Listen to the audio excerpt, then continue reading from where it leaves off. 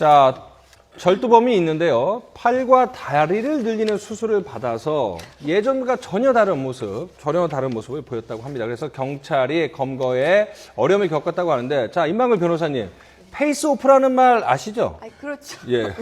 영화로도 있었죠. 얼굴 예. 자체를. 페이스오프가 좀 모르시는 분들 위해서 좀 설명해 주시죠. 페이스오프라고 이제 영화인데요. 이제 좀 오래된 영화기는 한데, 네. 근데 그 얼굴 자체를, 그러니까 두 네. 사람이 있는데 두 사람의 얼굴을 서로 이렇게 바꾸는, 그래서 얼굴이 전혀 다른 사람이라고, 그러니까 완전한 성형수술을 좀 일컫는 우리가 그렇죠. 때 쓰는 말이죠. 그러니까 전혀 다른 사람으로 다시 태어나는 거, 성형수술을 통해서 그런 거 이제 저희가 이제 페이스오프라고 하는데, 실제로 예전에도 그렇고 지금도 그렇고 범죄자 중에 그런 경우가 있다고 합니다. 이번에 그 상습 절도범이 붙잡혔는데 바로 이런 경우였습니다. 얼굴을 뜯어고친 것뿐만 아니라 키까지 늘렸다고 하는데, 지금 이제 범행 장면, 주황색 범인인데, 원래 저 피의자 같은 경우에는 키가 160 조금 넘었다고 하는데, 키 높이 수술을 받았다고 그래요. 저도 그런 수술이 있는지 몰랐어요. 그런데 키를 높여서 6cm 정도 키를 늘렸다고 하죠. 네. 그리고 얼굴 같은 경우에는 이제 양악 수술을 했는데, 양악 수술 그 시청자 여러분들도 아마 무슨 광고나 이런 거 보시면 아실 거예요. 얼굴이 완전히 달라지잖아요. 그러니까 얼굴 달라지고 키까지 늘렸으니까 예를 들면 그 사람이 성형수술 하기 전에 모습이 수배가 됐다고 하면은 찾기가 어렵죠. 정말. 그렇겠죠. 예. 완전 다른 사람이 됐으니까.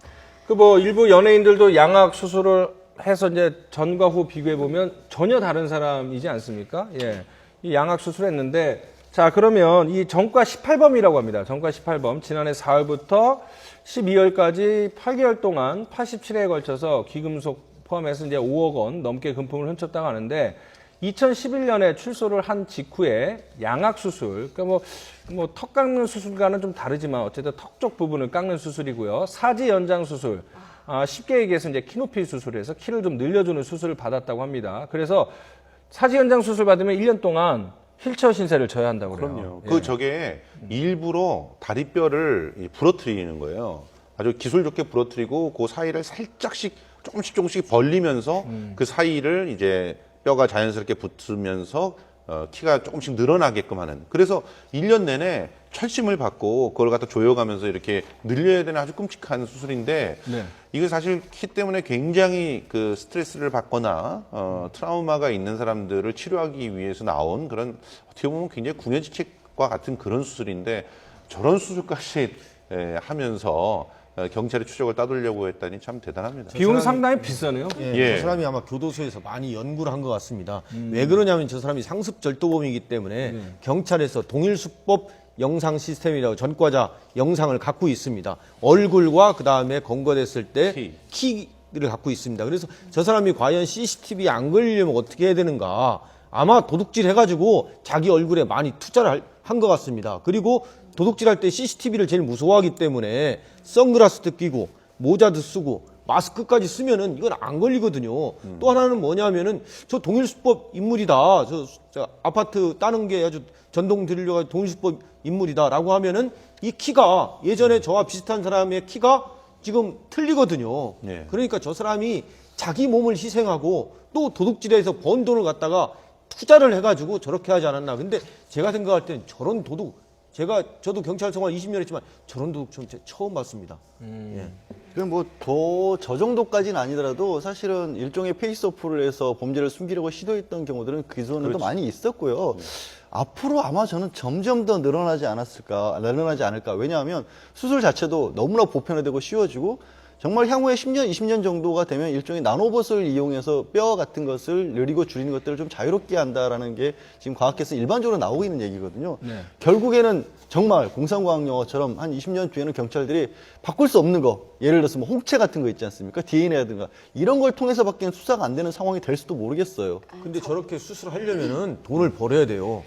그러니까 절도해서 번 돈을 저기 투자하는 거죠. 저 아무나 할 수 있는 게 아니라고 생각합니다. 저 사람이 이제 자기가 도망 다니기 위해서 수술을 했다기보다 10대 때부터 약간 컴플렉스가 있었다고 해요. 그래서 이제 본인의 외모를 이제 향상시키기 위해서도 이제 그런 추가적인 목적에서 이제 얼굴 양악 수술을 하고 키를 늘린 것 같은데요. 그래서 결국에 이제 경찰이 전혀 다른 사람이 돼서 찾을 수 없었다는 건데, 글쎄요, 저는 이제 최근에 본 기사 중에서 그 우리나라에 들어온 이제 관광객들이 수술을 하고 나갈 때 이제 출국 수속을 밟을 때 이제 굉장히 여권 사진과 지금 그렇죠. 변화된 얼굴이 달라서 이제 애를 먹는다라는 기사를 본 적이 있는데 네. 이게 이제 다른 방법으로 막 이런 게 좀 알려지고 이러면 우리나라도 성형 기술이 워낙 발달을 했잖아요. 그럼 저는 이런 상상까지는 하긴 싫은데 지금 이 사람이 정말 자기가 도망치기 위해서 수술한 걸로 보이지는 않거든요. 근데 정말 이렇게 수배받고 있는 그런 정말 흉악범들이 혹시 이거를 노리고 또 수술을 해서 정말 피하려고 자기가 붙잡히는 거를 피하기 위해서 수술을 해서 또 수사가 어려워지지는 않을까라는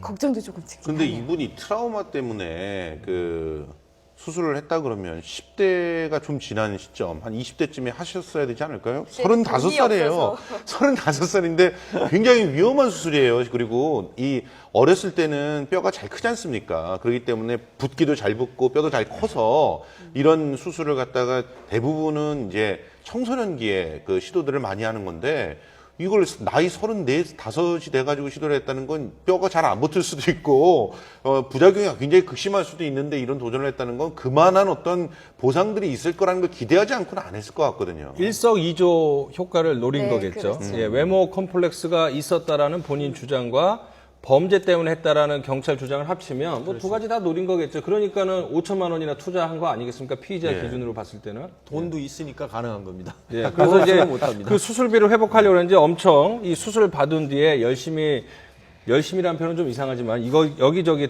절도를 해서 87차례 절도를 해갖고 5억 원 정도, 그러니까 투자비 한 10배 정도를 회수를 하다가 이제 붙잡혔죠. 예. 자, 그런데 이번 사건 뭐 처음이라고 그러시지만 사실은 페이스오프 사건이 처음 있던 일은 아닙니다. 이 얼굴을 4번이나 이제 고친 그런 사람도 있었는데 제가 기억하는 것도 그런 거예요.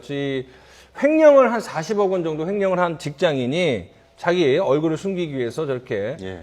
눈, 코, 입. 이 사람은 진짜 이제 성형수술을 한 거죠. 눈, 코, 입, 턱 해갖고, 이마까지 성형수술을 했습니다. 그런데 결국은 붙잡혔지만 경찰이 어쨌든 성형수술을 하면 은신 전화 아니면 부모님 친인척 집에 가서 이렇게 잠복을 하다 잡을 수는 있겠지만 엉뚱한 데 가서 살고 있으면 잡기가 좀 힘들 수도 있지 않을까요? 그러니까 이제 보통 성형수술 하는 사람들이 뭐냐면은 우리나라에서 범죄를 저지르려고 외국으로 갈 때 여권 사진을 완전히 바꿔버리는 겁니다.